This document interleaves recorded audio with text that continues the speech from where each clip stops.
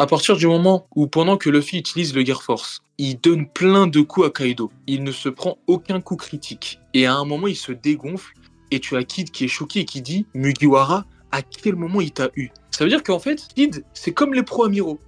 Il pense que Luffy s'est fait avoir. Et moi, pro-Yonko, et nous autres plutôt pro-Yonko, nous sommes comme l'eau, comme Trafalgar Law. On explique à Kid et aux pro-amiraux, non, c'est un contre-coup de sa transformation. Et donc là, Kid, lui, l'intelligent... Ouais, vas-y, continue. Kid, l'intelligent, il a compris. Les pro-amiraux, eux, non, mais Kid a compris. Il a dit, ah ok.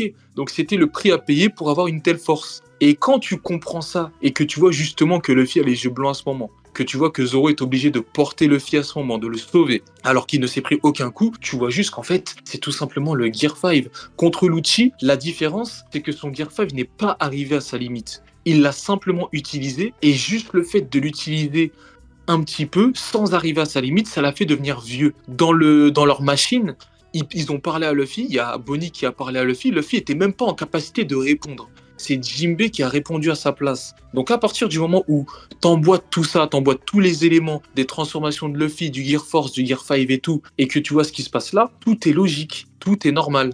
Mais ce n'est pas à cause de Kizaru, c'est Luffy lui-même. Les facts, t'as parfaitement expliqué la situation. Je suis complètement d'accord avec toi. L'exemple de Law et Kid, c'est exactement ça. Il y en a un qui ne comprend pas, qui ne sait pas et qui pense savoir. Il y en a un qui sait et qui explique à celui qui ne sait pas. C'est exactement ça. Enfin, à aucun moment il a vraiment pu faire de gros dégâts à Luffy. Donc Luffy, c'est la limite du Gear 5 qu'il a mis dans cet état-là, alors que Kizaru, c'est clairement un coup. Par contre, j'ai une stat effrayante pour vous les mecs. Cette stat est effrayante. Non, Kizaru... c'est pas que je suis... Quoi? C'est ce que j'ai dit tout à l'heure. Non, parce que je réponds à Yum. Comment ça, tu réponds à Yum, gros? Je suis en train de parler, qu'est-ce que tu racontes? Qu'est-ce que tu fais, gros? Je suis en train de parler, il répond dans le chat, gros. C'est quoi ça? Mais t'es un fou furieux, gros. Je suis en train de parler avec Kizaru, il me dit je vais répondre à Yum. C'est qui Yum déjà? Les insalles, le mec. Gros, je suis en train de répondre. Alors vous me dites, hein, peut-être que je suis fou, mais Kizaru... Alors déjà, bon, j'ai deux stats. Une que j'ai dit tout à l'heure. Déjà, Franky a plus saigné Luffy que Kizaru. Ça, c'est un fait. Deuxième stat, Kizaru a tenu moins de coups que Rob Lucci. Rob Lucci, 2 coups de plein fouet avant qu'il soit inerte. Kizaru, un seul coup avant qu'il soit inerte. Alors peut-être que je me trompe. Si je me trompe, va falloir rapidement me dire que je me trompe, parce que cette stat est en train de m'effrayer. Je suis actuellement effrayé par cette stat. Est-ce que Kizaru est vraiment inerte avant moins de coups encaissés que Lucci? Ai-je raison ou pas? Je pense que j'ai raison. Apparemment, personne me corrige. Bon, il y a Snow qui dit que je me trompe pas. Donc Kizaru, écoute-moi bien, tu es définitivement une fraude. Tu es la fraude de l'année. C'est pire que ce que j'ai vu toute cette année. C'est un truc de fou. Il y en a qui attendaient. Il est où? Il y en a qui... Ça, c'est Kizaru qui... Il y en a qui attendaient le miroir. Il est où le miroir abyssal? Donc ça c'est chez Sui. Il y en a qui attendaient l'épée ténébrale, le miroir abyssal, les perles de corruption. Et toi, qu'est-ce que tu nous fais? Tu tombes KO inerte, tu te chies dessus, tu pleures après un seul coup. Les mecs, vous me dites si vous avez un meilleur exemple que moi, mais je pense qu'on a là la pire fraude de l'année. Sunny, est-ce que tu es d'accord ou est-ce que tu as trouvé une plus grosse fraude que ce mec qui est tombé après moins de coups que Rob Lucci? Non, franchement, il n'y a pas de... La prestation est catastrophique. Non, la prestation, honnêtement, tu sais, t'as dit une phrase au début du live, je crois, c'est je m'attendais à rien, mais je suis quand même déçu. Ça, on dirait, la prestation, on dirait le daron quand il voit le bulletin demi-trimestriel, tu vois. Et là, devant le bulletin, il voit les notes, il a même pas envie de te... Il dit, je m'attendais à rien, je te jure, mais tu me déçois quand même. C'est pareil. Je savais que t'étais nul, mais non, je suis déçu quand même. J'ai compris qu'en grandissant que t'étais bête, mais là, t'es vraiment bête, tu vois. Mais non, la prestation, elle est cataclysmique. En fait, c'était un épisode de Bibi et Coyote, tout le combat, on comprenait pas, on se posait des questions. Au tout début, rappelez-vous, tous les fans de Kizaru, ils ont pété un câble. Oh, regardez, tout le monde, hein. Regardez comme quoi la mauvaise foi, elle est incroyable. Tout le monde a crié « Ah, Kizaru, il est capable de contrer une attaque de Haki des Rois !» Parce que l'attaque de Luffy, au tout début, on voit les éclairs quand il met le coup de tiep. Il l'a bien contré la tête pour nous dire... Il l'a bien contré, pour nous dire « Si, c'est du Haki des Rois, c'est un truc de fou ce qu'il est capable de faire, Kizaru, vous êtes pas prêt. Climatiseur, il l'a installé à l'envers, il l'a mis dehors, le con, pas dedans. » Et là, tu te dis que la première attaque, la première fois que Luffy le touche, c'est même pas la première attaque, la première fois qu'il le touche, la réponse de Kizaru après, c'est pardon. Non, j'ai rarement vu une prestation aussi catastrophique. Je crois que Usopp a fait de meilleures prestations que lui. Ah, il a On en parle de Yamato. Il a vraiment le haki des malfrats, Kizaru. T'as dit quoi, Oken? Au début, Vas-y, ouais, au début, c'est ça. Au début, on se parlait, on se disait, ce qui est bien maintenant qu'il y a le combat Luffy-Kizaru, parce qu'on nous parlait YC1, YC1, YC1, je sais pas quoi, on a vu des prestations de personnages qui étaient plus faibles que des YC1 sur le toit d'Onigashima. Exactement. On a eu même Yamato qui a affronté Kaido en 1-1. Non, Kizaru à côté, on dirait un mec en départemental qui est monté en régional, il sait pas ce qui s'est passé. Je te jure, il sait pas pourquoi on l'a mis là. On l'a mis en plus milieu récupérateur, parce qu'il ne récupère rien du tout. C'est horrible, c'est triste. Neil, t'es là? Ouais.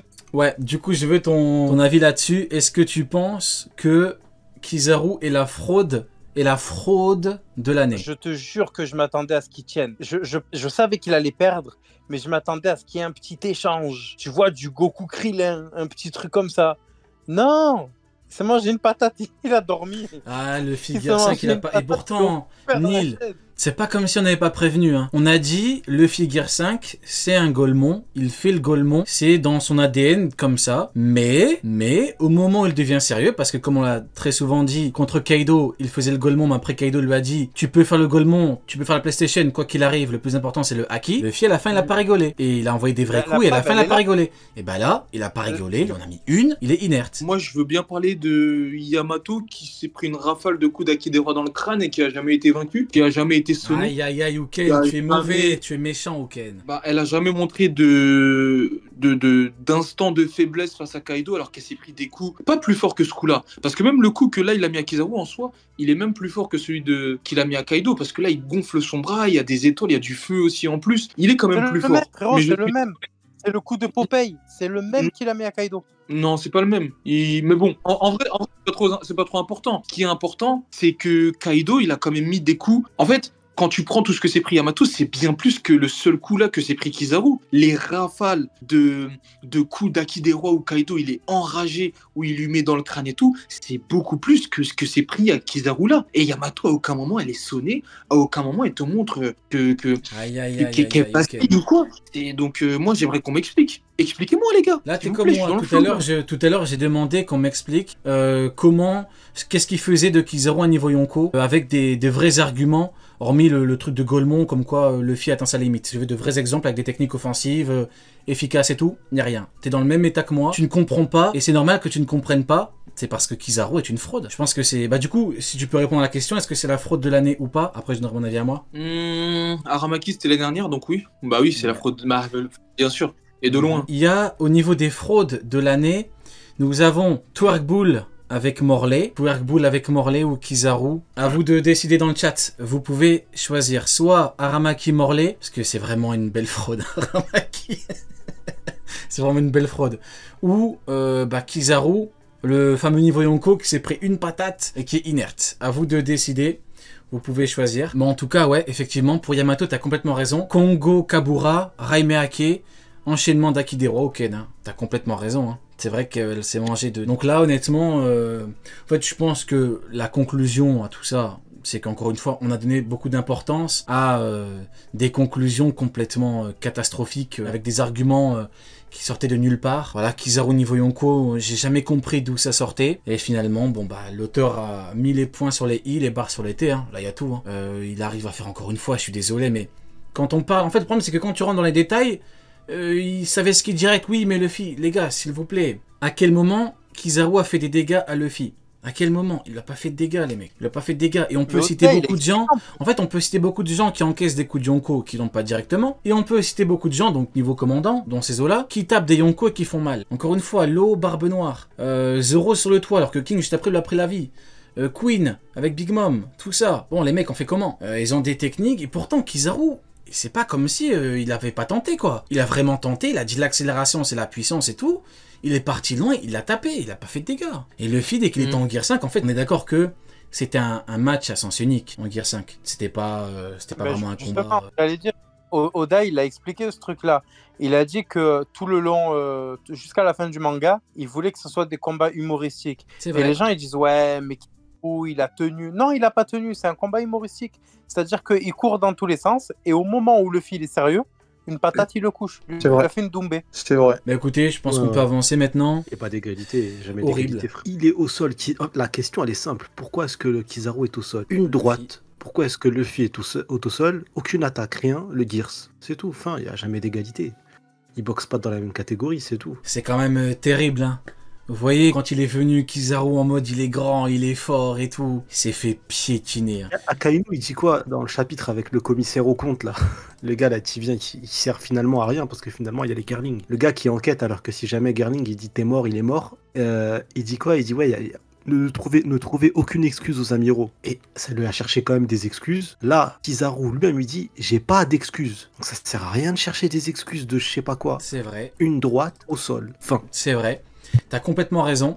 D'ailleurs, du coup, je reprends par rapport à ce que je disais par rapport à Kizaru. On nous l'a présenté fort, grand et tout, mais moi, honnêtement, ça me fait un bien fou.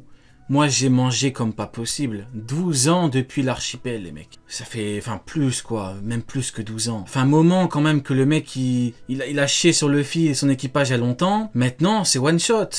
Faut bien comprendre que les Mugiwara ont avancé, le manga a avancé. Luffy évolué, Kizaru est resté le même. Kizaru, à l'époque, il a chié sur Luffy. Luffy a eu besoin de Rayleigh vieux. Là maintenant Luffy il a pas besoin de Rayleigh. Il lui met une patate, il le couche. Voilà, ce sera la conclusion. Et il y a un petit screen qu'on vient de m'envoyer.